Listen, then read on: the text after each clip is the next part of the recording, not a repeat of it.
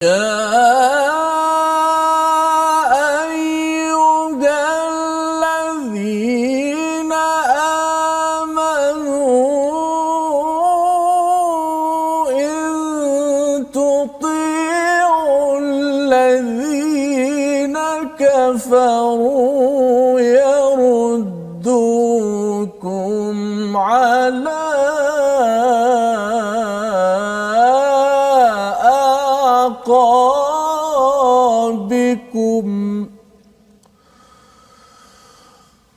يردوكم على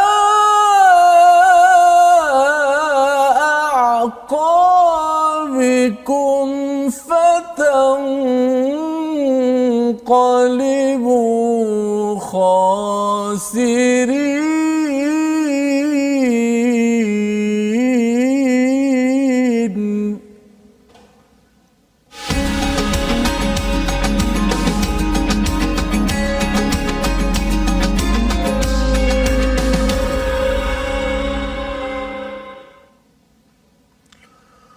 أعوذ بالله من الشيطان الرجيم.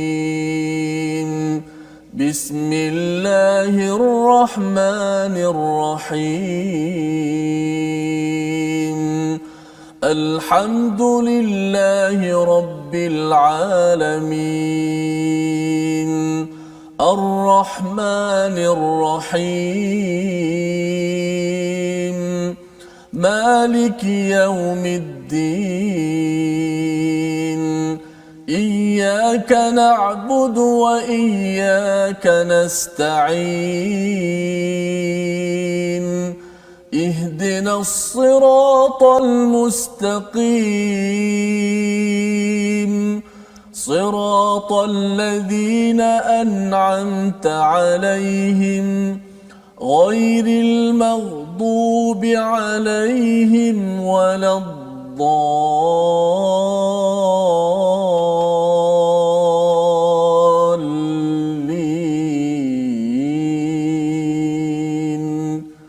آمين. Assalamualaikum warahmatullahi wabarakatuh. Alhamdulillah wassalatu wassalamu ala Rasulillah wa ala alihi wa man wala. Syada la ilaha illallah syada Muhammadan abduhu wa rasuluh. Allahumma salli ala sayidina Muhammad wa ala alihi wa sahbihi ajma'in. Amma ba'du.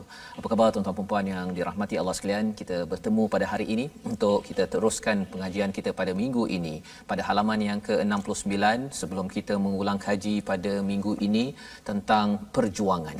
Bagaimana Allah meletakkan, menyatakan pada juz yang pertama Allah mendidik kita dengan hati dan kemudian Allah mengingatkan tentang peraturan pada juz yang kedua dan pada juz yang ketiga kita banyak berbincang tentang infak, tentang ekonomi untuk berjuang kerana pada bahagian yang keempat, juz yang keempat ini banyak kita bercerita tentang perjuangan, tentang bagaimana berusaha membawa kebenaran dan inilah yang kita ingin sama-sama lihat.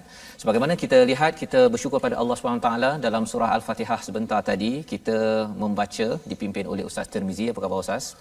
Alhamdulillah. Alhamdulillah Ustaz ya. Alhamdulillah ya. Saya baru je membaca tafsir daripada Tok Guru Ni Aziz ya.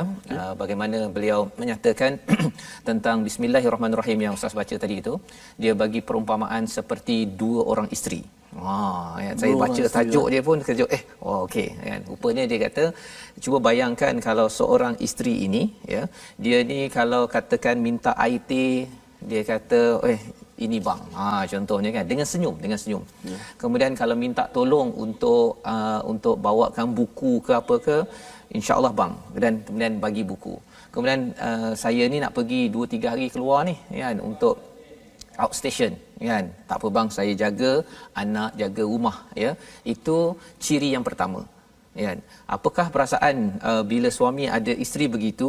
Sudah tentunya dia berkasih sayang ya dengan si isteri berbanding dengan isteri yang kedua. Bukan isteri nombor 2 ya, isteri kedua, ciri kedua ya, di mana Tok Guru dalam tafsir dia menyatakan ini cerita tentang bismillahirrahmanirrahim ni ya. Tapi bukan dua isteri. Bukan dua isteri, dia ada ciri isteri inilah. Okay. Bandingkan yang pertama yang kedua. Yang kedua ni kalau minta teh muka dia berkerut-kerut Ustaz. kan. Kelas, ya. Yang kedua kalau minta buku tadi tu tak boleh ambil sendiri ke kan. Kan. Dan yang ketiga kalau nak keluar 2-3 hari tu abang nak pergi mana? Kan. Abang nak pergi mana sebenarnya ni? Duduk rumah kan. Sudah tentu bagi ciri isteri yang pertama ya itu menenangkan ya berbanding dengan ciri yang kedua. Ustaz Tuan Guru ni Aziz ketika dalam tafsirnya menyatakan kalau baca bismillahirrahmanirrahim kita bila mendapat isteri yang ciri pertama pun kita rasa ya Allah kan bersyukurnya tenangnya apatah lagi walillahi mathalul a'la ya perumpamaan ini Allah lebih tinggi daripada itu bila yang ini bukan sekadar buat teh bukan sekadar jaga 2-3 hari tetapi ini Allah Ar-Rahman yang jaga pada setiap masa 24 jam kan bagi bukan air teh saja ustaz air macam-macam yang diberi oleh Ar-Rahman dan lebih daripada itu bila Ustaz Tok Guru ni Aziz menyatakan bahawa dia bagi kepada orang yang sembahyang tak sembahyang dia tetap senyum ataupun beri rezeki ya bagi juga makanan beri bantuan pertolongan penjagaan walaupun orang tu tak sembahyang kalau sembahyang baca Quran macam tuan-tuan di rumah sudah tentunya kita kalau tadi dah bahagia bersama isteri yang ciri nombor 1 ya apatah lagi kalau katakan ini Allah dan itulah satu cara untuk kita menghargai Allah Ar-Rahman ya tetapi Ar-Rahim macam mana insya-Allah kita tengok lagi lah ada perumpamaan lain ya yang dikongsikan sebagai memulakan program kita pada hari ini dan kita nak melihat apakah kandungan daripada Allah Ar-Rahman Ar-Rahim memberi kepada kita halaman 69 pada hari ini. Sinopsis pada hari ini bermula pada ayat ke-149 ya mari sama-sama kita perhatikan. Ayat 149 hingga 151 peringatan agar jangan mengikuti ajakan orang-orang kafir kepada Allah Subhanahu Wa Taala. Orang-orang yang kufur yang tidak mahu mengikut kepada Ar-Rahman ya walaupun Ar-Rahman ni dah bagi macam-macam ya kepada kita semua. Dan yang keduanya pada ayat 152 hingga ayat 153 faktor-faktor kekalahan. Jadi hari ini Ustaz muka surat 69 ni rahsia kalah. Rahsia kalah. Rahsia kalah. Kalau nak kalah buat macam mana? Kalau nak kalah tengok pada buku surat ini. Ya, kalau yang sebelum ini rahsia bangkit dan menang, ya.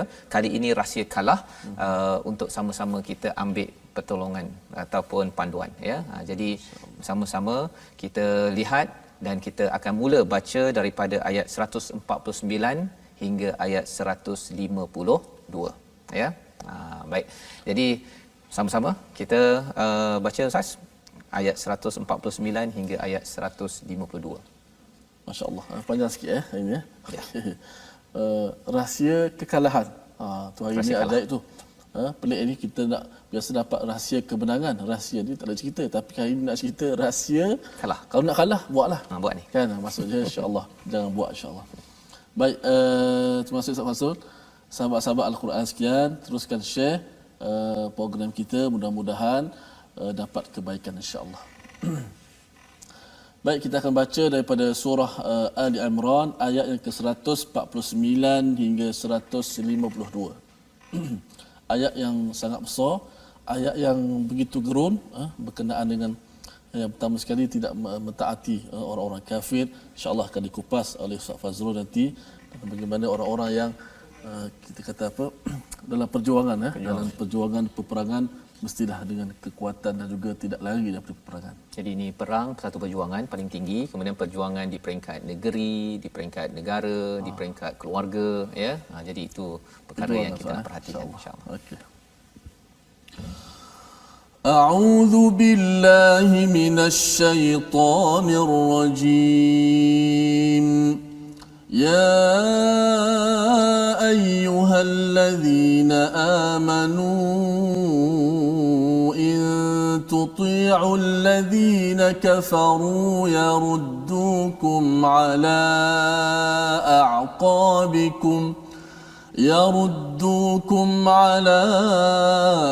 أعقابكم فتنقلبوا خاسرين بل الله مولاكم وهو خير الناصرين سنلقي في قلوب الذين كفروا الرعب بما أشركوا بالله بما أشركوا بالله ما لم ينزل به سلطانا ومأواهم النار وبئس مثوى الظالمين ولقد صدقكم الله وعده إذ تحسونهم بإذنه حتى إذا فشلتم وتنازعتم في الأمر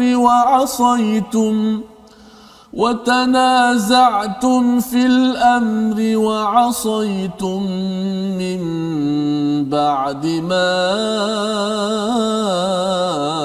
أراكم ما تحبون منكم من يريد الدنيا ومنكم من يريد الآخرة ثم صرفكم عنهم ليبتليكم ولقد عفا عنكم والله ذو فضل على المؤمنين صدق الله العظيم. Surahul Azim. Inilah daripada ayat yang ke-149 hingga ayat 152 untuk sama-sama kita beri perhatian tuan-tuan yang dirahmati Allah sekalian. Di mana dalam ayat 149 ini, wahai orang-orang yang beriman, jika kamu mentaati orang-orang yang kafir, nescaya mereka akan mengembalikan kamu ke belakang, maka kamu akan kembali menjadi orang yang rugi. Jadi ini seruan Ustaz ya, memulakan ayat 149 ini, rahsia kalah. Rahsia kalah. Kalau siapa yang terlupa muka surat, kalau siapa nak kalah muka surat 69. Ya, ini dia punya formula. Pasal apa? Kerana ini adalah analisis. Allah memberi komentar tentang bagaimana kalahnya perang Uhud. Ya, pada round pertama menang tetapi round kedua kalah dan akhirnya terbunuh ataupun syahid 70 orang di kalangan tentera muslim. Wahai orang-orang yang beriman, in tuti'ul ladina kafaru, jika kamu mentaati kepada orang-orang yang kufur kepada Allah Subhanahu Wa Taala, apakah yang dibuat oleh orang-orang kufur itu? Yaruddukum ala aqabikum, dia akan mengembalikan kamu ke atas tumit-tumit kamu. Ya, apa maksud tumit-tumit kamu itu? Maksudnya kita akan kembali ke belakang balik. Ini satu expression, satu perumpamaan ataupun penyataan dalam bahasa Arab. Ya, fantang qalibu khasirin, iaitu maka kamu akan kembali khasirin. Ya, daripada perkataan qalaba itu sebenarnya kita boleh berada di atas menang, tetapi bila seseorang itu mengambil jalan kufur dalam kehidupan, ya, sebagaimana kita bincang semalam, kufur itu apabila seseorang itu mengambil dunia melampau daripada akhirat, ya, mengutamakan dunia berbanding dengan iman pada Allah, mengutamakan dunia berbanding dengan seruan daripada Nabi Muhammad sallallahu alaihi wasallam. Jadi apa yang berlaku daripada atas itu pergi ke bawah, fatanqalibu khasirin, ya, menjadi orang-orang yang rugi. Kita biasa baca maksudnya dalam surah Al-Asr, innal insana lafi khusr, ya, sesungguhnya manusia dalam kerugian. Jadi sebenarnya kalau kita dah jaga-jaga dan kita dah untung, sebenarnya bila kita kembali ataupun tidak mengutamakan iman, ya, lawan kepada kufur itu yang kita baca dalam ayat 149, kesannya ialah kita akan diterbalikkan, ya, kita akan diterbalikkan menjadi orang yang rugi. Dan khasirin ini dalam bentuk plural, dalam bentuk jamak, maksudnya ialah ini bukan seorang-seorang sahaja yang rugi. Mungkin kalau kita tak jaga masa, innal insana lafi khusr, setiap insan dalam rugi.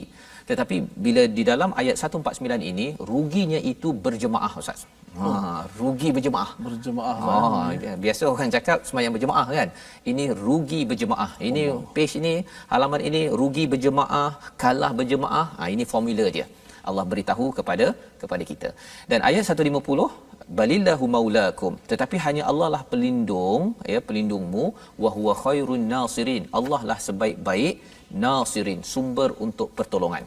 ya. Jadi lawan pada khasirin itu rugi adalah menang ataupun berjaya. Maka siapakah yang akan melindungi kita daripada angkara orang-orang yang kafir adalah Allah. Allah ini maulakum, rakan teman yang rapat, pelindung, ya, kalau kita ada masalah ke, kita ada cabaran ke, Allah adalah maulakum wa huwa khairun nasirin. Allah akan beri pertolongan maksudnya. Jadi ini komentar awal sebelum Allah beritahu dalam ayat 151 sanulqi. Apa maksud sanulqi? Sanulqi ni seperti kalau ada Ustaz kalau pernah main dart maksudnya. Dart tu yang kita paling betul kan? Okey, jadi bila sanulqi ini dibaling tepat kena pada tempatnya itu namanya sanulqi. Jadi sanulqi fi qulubil ladina kafaru ar-ru'ba. Ya, Allah membaling tepat kepada Allah menghantar para malaikat kepada hati orang-orang yang kufur itu satu perasaan namanya adalah ar-ru'ba. Jadi sebenarnya Allah memang akan tolong kepada orang beriman, ya, orang yang percaya. Dia macam tadi lah Ustaz kan. Kalau Allah Ar-Rahman memang 24 jam jaga kita, kita sepatutnya sayang ikutlah cakap Allah kan. Tetapi ada orang yang dia tarik dia nak kan, dia duit nak daripada Allah tapi ikut cakap Allah tak nak.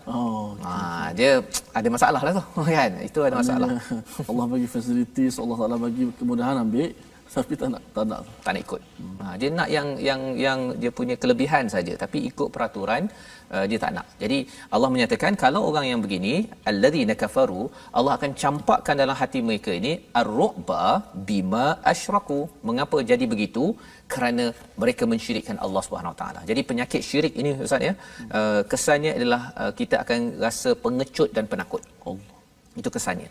Dan kegagalan umat Islam, ya, zaman ini zaman terdahulu, kalau ada unsur-unsur syirik, benda-benda yang mensyirikkan Allah SWT ataupun perkara yang syirik khafi yang tersembunyi pun akan mengganggu kepada kejayaan. Dan kejayaan ni sebelum dia gagal, dia ada satu perasaan namanya adalah ar-ru'ba, takut, pengecut, ya. Dan ini Allah bantu billah ma lam yunazzil bihi sultana, ya. Mereka syirikkan Allah dengan apa yang tidak diturunkan oleh Allah Subhanahu taala. Istilah di sini sultana ni keterangan, tetapi dia ada dalil, ya, dalam bahasa Arab. Dia ada bayyinah, ya, tetapi di sini Allah menggunakan perkataan sultana kerana ia ada kaitan dengan keterangan dari pihak yang ada authority, yang berkuasa. Macam sultan, macam kita cakap sultan ada kuasa kan. Jadi bila Allah kata Allah tak pernah turunkan sultan, ya, keterangan yang daripada pihak authority daripada Allah SWT, tapi mereka buat-buat, ya, mereka buat peraturan sendiri. Kesannya ialah wa ma'wahumun nar, neraka sebagai tempat kembali mereka, wa bi'sa mathwadh zalimin. Ini adalah seburuk-buruk tempat tinggal. Allah meletakkan istilah 151 ini maswa, ya, maswa Ustaz, ya, daripada perkataan sawa, sawi, iaitu dia tempat tinggal. Dia sama juga maskan ini tempat tinggal juga, rumah kita. Tapi kalau maswa ini tempat tinggal generasi demi generasi, generasi demi generasi. So maksudnya apa? Di sini Allah menyatakan kalau seseorang itu dia kufur, dia akan dapat pengecut kerana syirik yang dibuat, dan kesan di akhirat nanti dia akan diberi satu tempat bergenerasi, ya, lama-lama tu api neraka. Mengapa jadi begitu? Kerana mereka tidak adil ataupun melakukan kezaliman di atas muka bumi ini. Jadi kalau boleh Ustaz, kita ulang balik ayat 151 ini Ustaz, ya. Boleh. Untuk pastikan kita ingat bahawa sebenarnya kalau kita pengecut dalam hidup ini, sebenarnya pasal ada syirik. Kadang-kadang ada orang dia takut pada bos, dia takut pada isteri, takut pada suami, takut pada sesama sendiri, pasal bukan kerana orang tu power sangat pun, ya, tetapi kerana ada syirik kepada Allah SWT. Dia rasakan bahawa saya ni tak fikirkan pada Allah, ataupun rasa macam orang itu lebih kuat daripada Allah Subhanahu taala untuk menekan saya ataupun mengganggu saya. Padahal sebenarnya kalau kita esakan Allah Subhanahu taala, kita mungkinlah ada segan, takut pada sesama manusia, tetapi insya-Allah Allah Rabbul Jalil insya-Allah boleh bantu kita.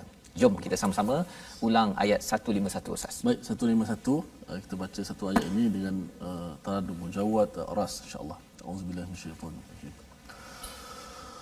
سنلقي في قلوب الذين كفروا الرعب بما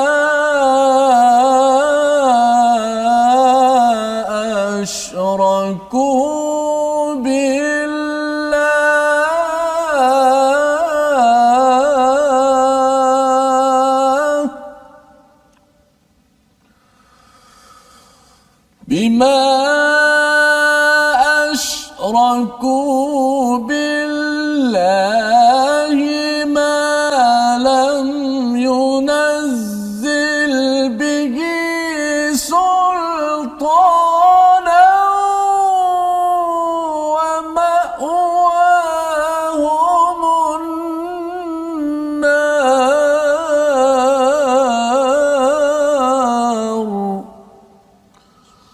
وبئس مثوى الظالمين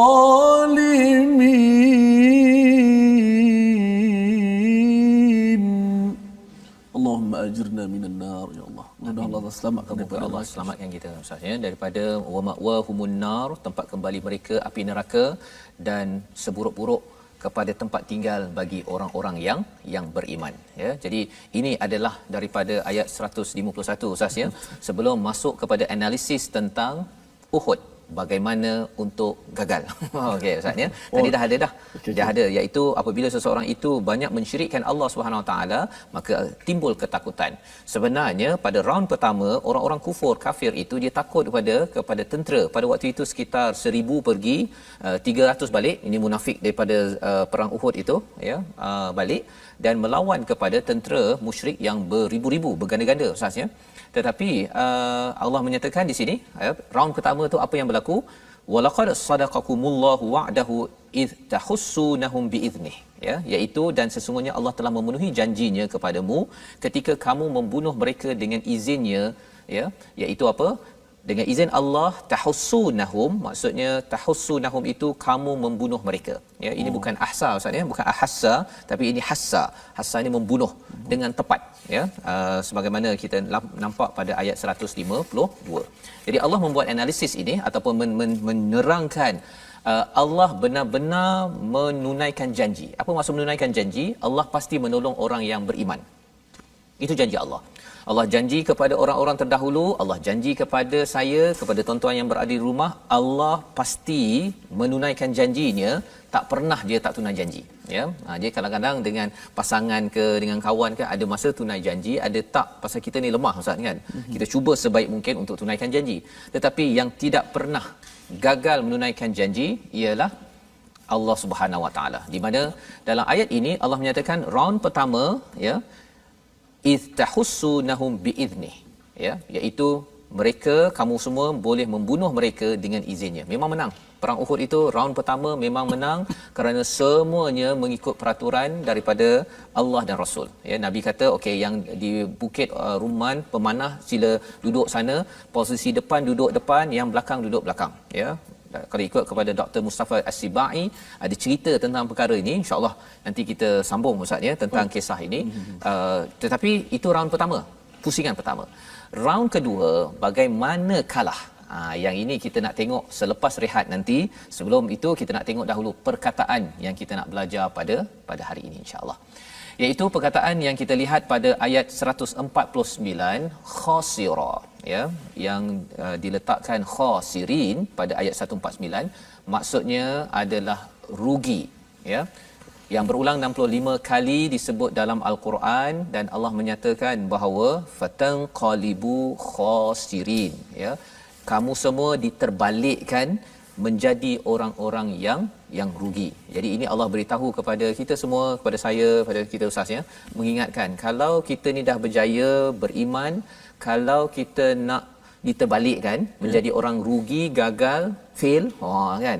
Kalau kita mahu begitu, silakan ikut pada orang-orang yang kufur ya. Jadi ini adalah peringatan kepada kita ya, kalau rugi seorang-seorang kerana kita tak uruskan masa dengan elok. Satu daripada panduannya surah Al-Asr. Tapi kalau nak rugi berjemaah, maka caranya ialah sebenarnya kita nak elakkan daripada perkara ini, kita taat kepada orang-orang yang kafir ya. Ada istilah berbeza ya dalam Quran, tuti'u, ata'u dan juga ittiba ya. Kalau ittiba itu dekat ya, tapi kalau tuti'u itu dekat tapi jauh pun dah cukup. Sebenarnya taat secara jauh kepada orang yang kufur untuk jangan solat, jangan utamakan Quran dalam organisasi, dalam memimpin. Kalau nak pilih pemimpin, tak payah pakai Quran. Kita kan ada pendapat kita. Jadi di sini Allah menyatakan ini formula yang kita perlu jauhkan agar kita jangan terbalikkan menjadi orang yang rugi. Kita akan analisis bersama, kita akan melihat round 2 untuk memahami lebih lagi bersama kita dalam My Quran Time, baca, faham, amal, insya-Allah.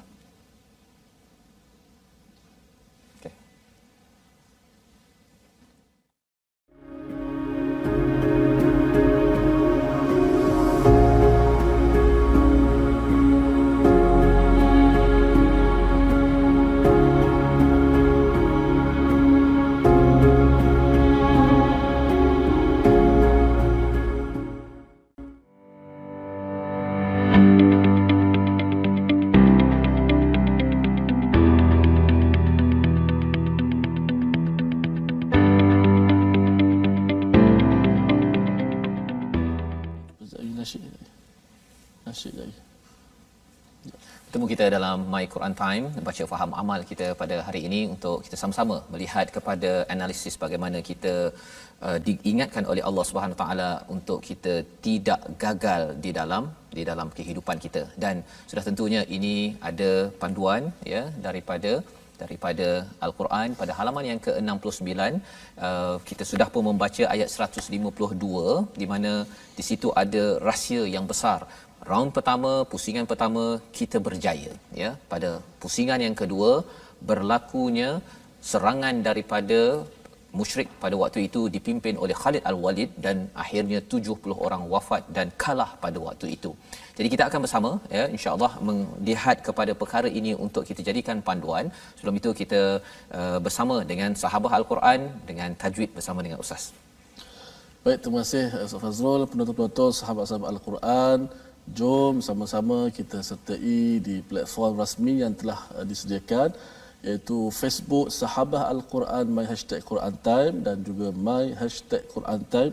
Juga boleh di YouTube iaitu My #Quran Time Official dan Instagram My Quran Time Official. Jom sama-sama kita bertemu, kita berkenalan, kita share sama-sama ilmu dan maklumat insya-Allah.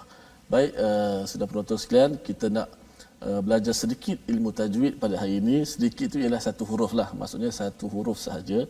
Iaitu hari ini kita nak belajar satu huruf daripada huruf-huruf Al-Quran.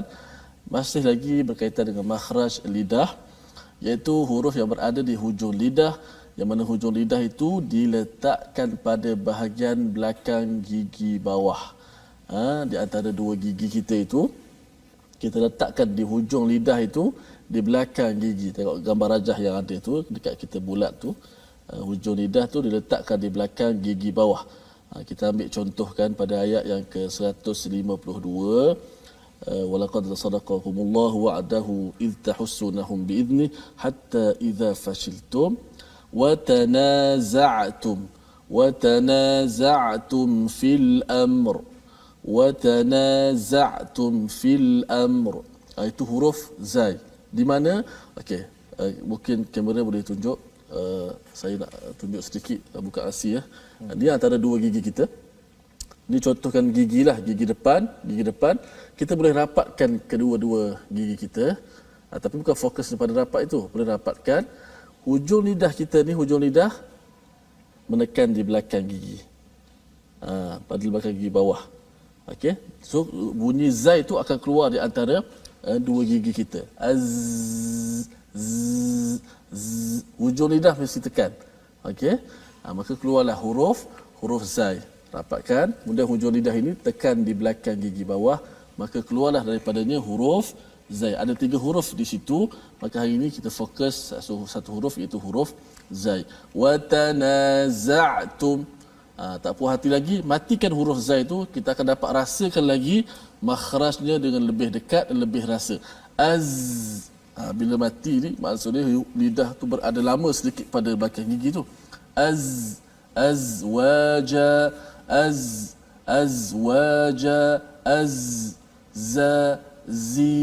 zu. Itulah huruf zai. Makhrajnya di mana? Hujung lidah diletakkan di belakang, bukan depan, belakang gigi bawah. Baik, sama-sama selamat kita mencuba dan amalkan ilmu yang kita belajar. Masya-Allah, terima kasih Ustaz Tirmizi memberi pencerahan tentang huruf zai. Zai. Ya, zai. Ya. Kalau yang tersilap orang cakap zai tu jadi apa Ustaz? dia kalau tersilap zai biasanya Okey. yang biasa tersilap lah kalau Biasanya ada yang sebut zai tidak tepat, maksud dia bunyi renyah sangat. Contoh sepatutnya watanaza'tum disebut watanaza'tum. okey. Dan azwaja Oh, dia hampir kepada huruf zal. huruf dia Maka itu dia boleh berubah makna lah. berubah makna, betul. Pasal zal dengan zai itu banyak perkataan-perkataan bahasa Arab yang betul, ada kaitan perkara ini. Baik. Alhamdulillah kita bersyukur kita belajar sebentar tadi dan sebenarnya perkataan yang Ustaz beritahu tadi watanaza'tum itu adalah salah satu daripada 3 perkara untuk gagal. Itu dia. Ya, Betul, mari nak kita tunggu tengok tadi tu, sama-sama. Ustaz. Ya, Masya-Allah. ya. Itu kalau kita tengok pada ayat 152 itu, Allah menyatakan hatta, ini dah masuk round kedua dah ni. Hatta idza fashiltum, apabila kamu ini rasa lemah hati kamu, wa tanaza'tum fil amr, kamu itu bertelagah, ya, kamu berselisih pada urusan itu, pada perintah Nabi sallallahu alaihi wasallam, wa asaitum min ba'di ma arakum ma tuhibbun, ya. Jadi ini adalah ayat yang menceritakan tentang rahsia gagal pada round kedua itu. Pertama, dia rasa lemah hatinya, ya, rasa lemah hatinya, rasa macam kita ni dah menang ni, rasa kita dah tak payah lagi dah ikut pada arahan Nabi, ya. Yang keduanya watanaza'tum, mereka itu berselisih. Watanaza'tu Ustaz, ya, dia seperti tanaza'tum ini seperti kita terkejut ataupun macam marah, ya, kita bangkit, istilahnya bangkit untuk menyatakan pendapat. Jadi pada waktu itu bangkit itu kerana yang ini pun bangkit, yang ini pun bangkit, jadi berselisih pada urusan apa? Urusan yang disebutkan oleh Nabi sebelum berperang itu, lindungi barisan belakang, jangan sampai mereka datang menyerang dari arah belakang, ya, pasal belakang ni defender, ya, yang melindung, yang depan ni yang serang. Jadi bila Nabi kata lindungi, siapa nak lindung? Hujani mereka dengan anak panah kerana pasukan berkuda tidak akan mampu melawan anak panah tersebut. Ini menurut Dr. Mustafa Sibai dalam As-Sirah Nabawiyah, dalam Amazing Quran ini. Jadi yang atas bukit itu sebenarnya dia nak cover, dia nak lindungi barisan belakang dengan panah kalau ada serangan musuh. Ya, kalau depan dah lawan, tinggal belakang saja nak bertahan, mesti ada yang cover. Ya, jadi kelebihan pada umat Islam, mereka berada di bukit itu, jadi insya-Allah boleh menang. Tetapi apakah yang berlaku? Watanaza'tum fil amr. Urusan itu mereka bertelagah. Dia kata, kita round pertama dah menang. Nabi dah pesan dah tadi. Kalau kita akan menang selama kamu tetap berada di tempat masing-masing, dan kemudian dalam satu riwayat, apabila kamu melihat kami mendapat kekalahan, jangan tinggalkan posisi. Jika menang, jangan tinggalkan posisi, ya. Kalau kamu melihat kami mengalahkan mereka, memenangi peperangan, mereka terbunuh, jangan tinggalkan posisi. Banyak kali Nabi ingatkan, ya, ketika awal sebagai seorang ketua pada waktu itu. Tetapi apa yang berlaku bila mereka dah menang round pertama, pasal Nabi kata kami akan hantar seseorang untuk beritahu okey dah habis. Tak ada seseorang sampai ke atas bukit tersebut, mereka kata kita dah menang, kita dah boleh turun dah ke bawah, ya. Pasal apa? Pasal bila turun ke bawah, mereka buat apa? Wa asaitum min ba'di ma arakum ma tuhibbun, ya. Istilah yang Allah berikan di sini, mereka itu derhaka selepas mereka melihat apa yang mereka cintai, iaitu harta ghanimah yang berada di bawah, ya. Ada yang kata bahawa kalau mereka lambat ambil nanti, habislah nanti, ya.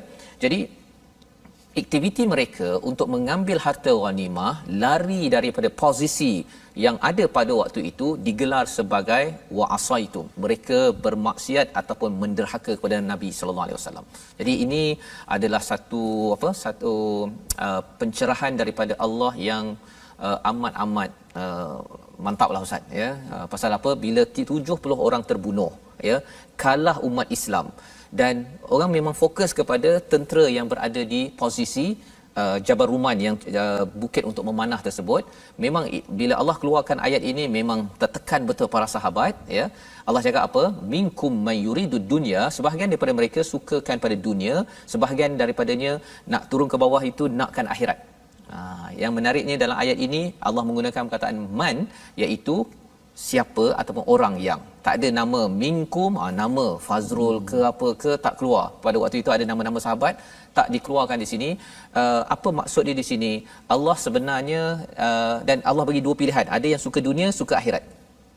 Kesannya ada yang dia rasa bersalah sangat ni, dalam hati dah rasa bersalah dah, Allah dah beritahu ni dia suka pada dunia, tetapi Allah cover dengan minkum man yuridul akhirah. Jadi sahabat yang lain tidak boleh nak tunjuk dia inilah sebab kekalahan yang pasal ada. Pasal mereka ni adalah orang yang suka, sebahagian ni suka dunia, mungkin dia ni suka akhirat, dan tetapi wa asaitum, tetap wa asaitum. Kamu derhaka, kamu tidak ikut perintah, maka tiga perkara inilah yang menjadikan kekalahan kepada umat Islam, ya. Thumma sarafakum anhum liyabtaliyakum, ya. Mereka berpecah, Allah berpalingkan, dan akhirnya Allah menguji dengan kekalahan tersebut. Jadi kalau kita lihat pada ayat 152 ini, formula untuk kalah, Ustaz. Yang pertama ialah rasa lemah jiwa dalam nak berjuang. Bagi ibu ayah rasa lemah nak membina keluarga, dalam organisasi lemah kalau nak buat sesuatu projek, itu lambang nak gagal lah tu, ya. Yang pertama. Yang kedua, suka bertelagah dan pada urusan-urusan yang ada, suka berkelahi, berselisih. Benda yang boleh diselesaikan elok-elok, ikut peraturan dah jelas, tak jelas boleh tanya, tapi ditelagahkan ataupun dipersisihkan. Dan yang ketiganya ialah ma'arakum ma tuhibbun, derhaka kerana mengutamakan apa yang kita cintai, bukan yang dicintai oleh Allah dan Rasul.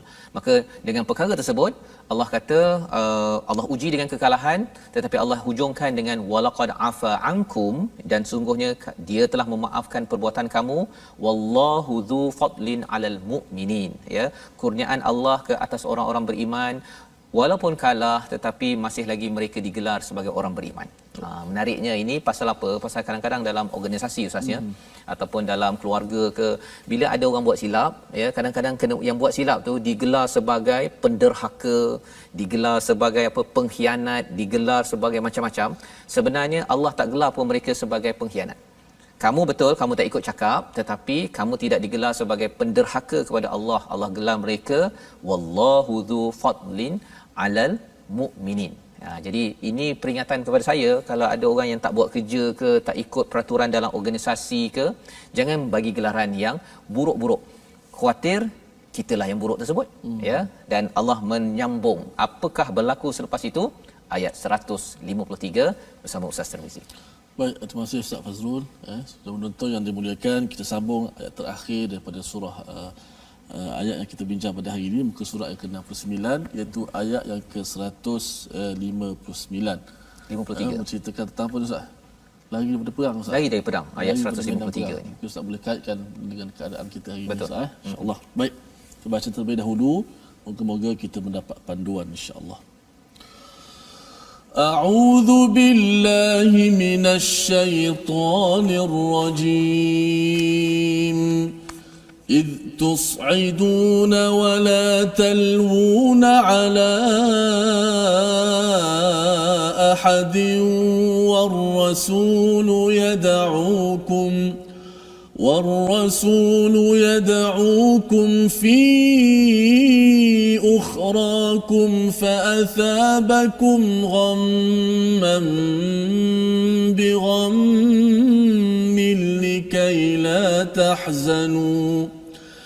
لكي لا تحزنوا على ما فاتكم ولا ما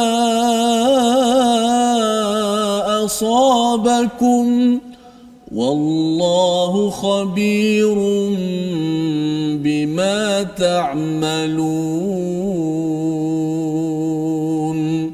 صدق الله العظيم. Surah Al-Azim. Begitulah ayat 153. Ya Allah mengingatkan kepada kita, ingatlah ketika kamu lari dan tidak menoleh kepada sesiapa pun, ya. Allah tidak, ketika kamu lari dan tidak menoleh kepada sesiapa pun, sedangkan Rasul, ya, yang berada di antara kamu yang lain memanggilmu, kerana itu Allah menimpakan padamu kesedihan demi kesedihan. Ya, jadi ini yang berlaku, Ustaz, ya. Jadi mereka ini dah nampak dah harta di bawah itu, ghanimah itu. Ada yang kata ma tuhibbun itu bukan harta itu, pasal sebenarnya harta itu mereka ambil, kita ambil, nanti Rasul akan bagikan sama rata, insya-Allah bersama, ya. Tetapi ma tuhibbun itu ialah mereka suka kepada kemenangan tersebut. Tapi itu pun Allah tegur. Kalau kamu suka kemenangan round pertama, kamu tidak ikut peraturan, kamu juga dianggap sebagai derhaka kepada Rasul, maka dalam kehidupan kita ini, kemenangan bukanlah milik kita. Jangan mengharapkan kemenangan, tetapi kita perlu melaksanakan tugas kita, proses kita. Kalau jaga tempat memanah, jaga. Kalau jaga pejabat, jaga. Kalau jaga stesen, jaga rumah, jaga pejabat, jaga mana-mana yang kita perlu jaga, jaga. Walaupun kita sudah menang. Pasal apa? Pasal kalau menang kemudian kita tak jaga stesen ataupun tempat yang kita bertanggungjawab, sebenarnya kita sedang menjemput kegagalan daripada Allah Subhanahu Wa Taala. Maka Allah menyatakan bila mereka sudah begitu tus'idun, ya, ingatlah ketika kamu lari dan tidak menoleh kepada sesiapa pun, wala talwuna ala ahadin war rasul, dan juga pada rasul yang menyuruh kamu untuk sama-sama, ya, untuk sama-sama di antara mereka memanggilmu kerana itu Allah menimpakan padamu kesedihan demi kesedihan. Pasal tidak mengendahkan kawan-kawan yang lain, tidak mengendahkan rasul, maka Allah memberi kepada mereka apa? Ghammam bi ghammin. Ya, apa maksud ghammam bi ghammin? Kekalahan demi kekalahan, duka cita atas duka cita. Ya, likaila tahzanu, supaya tidak kamu bersedih hati atas apa yang hilang daripada kamu dan apa yang menimpa kepada kamu. Dua perkara, ya. Jadi ini analisis penting Ustaz, ya. Pasal ini dah kalah, memang tentera-tentera Islam amat bermuram durja. Ya, amat stres. Ya, kalau orang memang stres. Ya, pasal apa 70 orang pergi ni. 70 orang pergi, Nabi sebagai ketua rasa, ya Allah, ya, kita boleh bayangkanlah tuan-tuan, ya. Cuba bayangkan kalau mak ataupun ayah orang yang kita sayangi terbunuh Ustaz, ya, kerana kita tak buat kerja. Kita tak buat kerja, kan? Kalau kita dah buat kerja apa sebagainya, dia sakit, dia meninggal, okey. Tapi kalau dia sakit, dia minta ubat, kita tak bagi, dia panggil kita, kita tak jawab, contohnya, kita akan rasa amat stres, kita rasa, ya Allah, apa aku ni? Begitu, ya.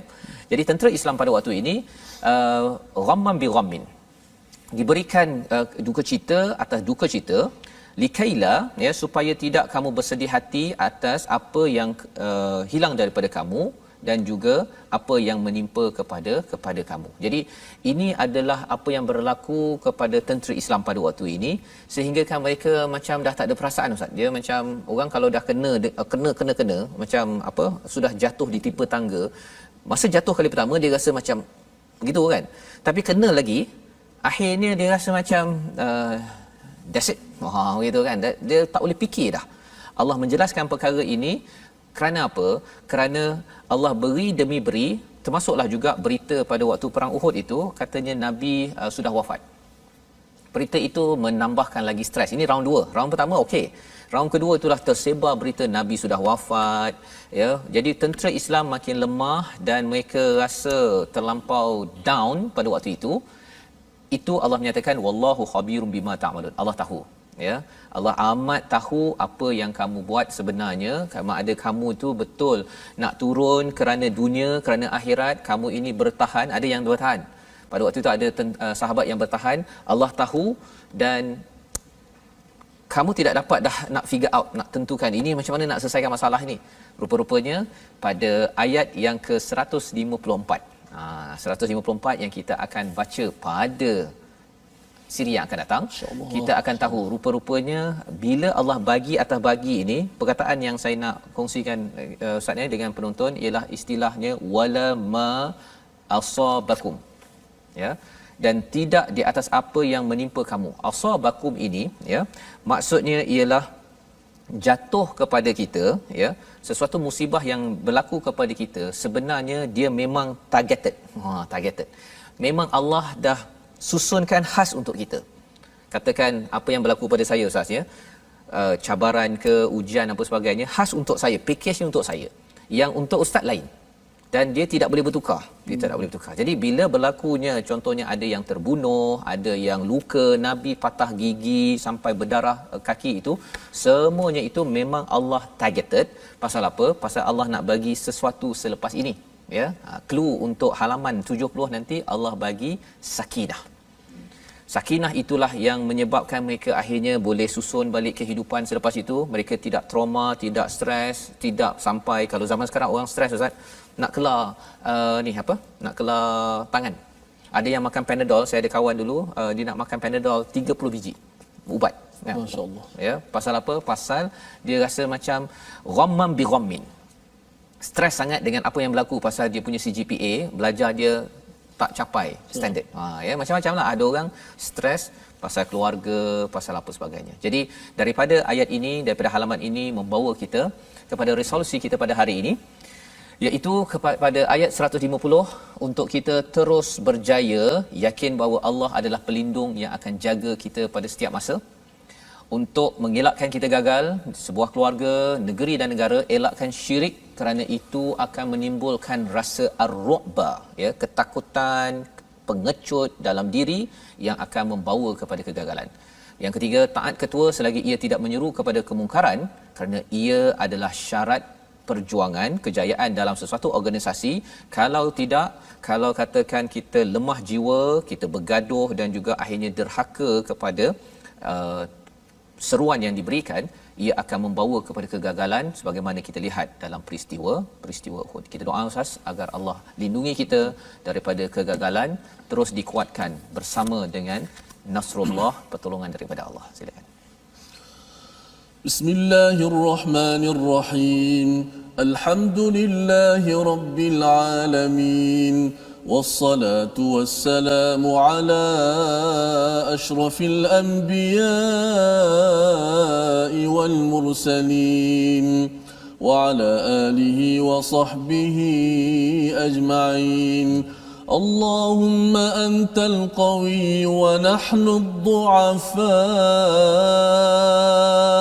اللهم أنت الله لا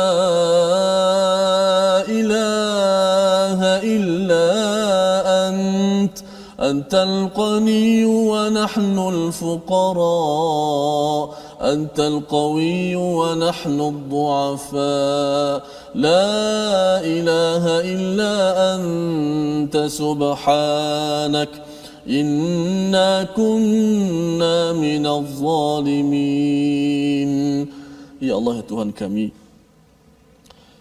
tetapkanlah pendirian kami dalam perjuangan, ya Allah. Ya Allah, kau kurniakanlah kesabaran kepada kami, ya Allah. Ya Allah, kau kurniakanlah kekuatan dalam perjuangan kami ini, ya Allah.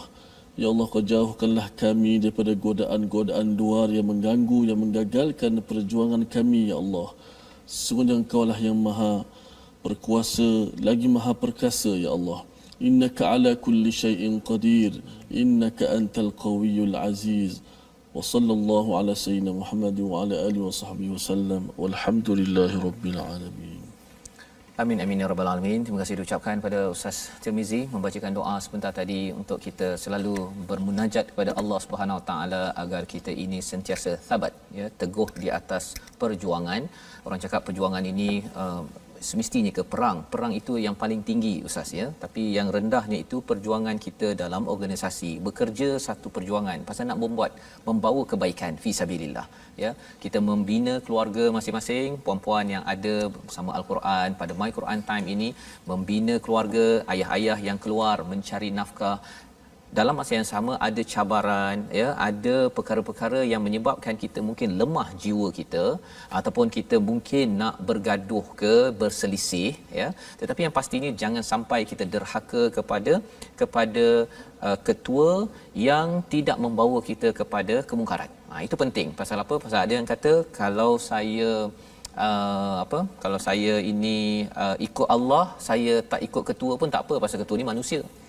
Ya, dalam hal ini ketua itu Nabi sallallahu alaihi wasallam tu ketua, kan, ketua panglima perang pun Allah beritahu kerana apa? Kerana hubungan dengan manusia dengan hubungan dengan Allah ini dua perkara.